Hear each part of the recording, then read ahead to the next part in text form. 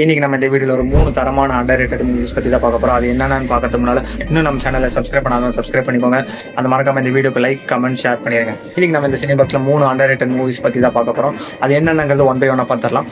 So first movie பாத்தீங்கன்னா to let அப்படிங்கிற படத்தை பத்தி தான் பார்க்க போறோம். இது பாத்தீங்கன்னா 2017 ரிலீஸ் ஆயிருக்கும். இதோட மூவியோட கான்செப்ட் என்னன்னா, படத்துல ஒரு ஃபேமிலியை கட்டுறாங்க. அந்த ஃபேமிலி வாடகை வீடை தேடிட்டு இருக்காங்க. அந்த வாடகை வீடு தேடுறப்ப என்னென்ன ப்ராப்ளம்ஸ் எல்லாம் ஃபேஸ் பண்றாங்க, ஹவுஸ் ஓனர்ஸ் அவங்க கிட்ட எப்படி எல்லாம் நடந்துக்கிறாங்க அப்படிங்கறத ரொம்ப ரியலிஸ்டிக்கா நேச்சுரலாவே கட்டியிருப்பாங்க.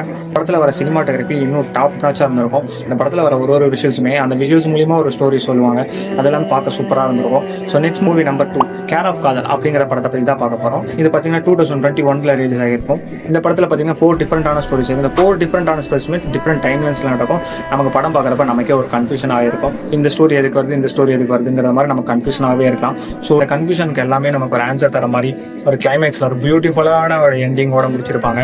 ஸோ இந்த படத்தை மிஸ் பண்ணாம பாருங்க. இப்போ மூவி நம்பர் 3 கடைசியில பிரியாணி. இந்த படம் பாத்தீங்கன்னா 2021 ரிலீஸ் ஆகிருக்கும். மூவியோட கான்செப்ட் என்னன்னா, பெரிய பண்டியில பண்டிச்சுக்கு பண்ணி 3 அண்ணன் தம்பிங்க இருக்காங்க. இந்த 3 அண்ணன் தம்பியும் சேர்ந்து அவங்க அப்பா சாவுக்கு காரணமா இருந்தவங்களை பழிவாங்கறதுக்காக கேரளால இருக்க லப்பர் தோட்டத்துக்கு போறாங்க.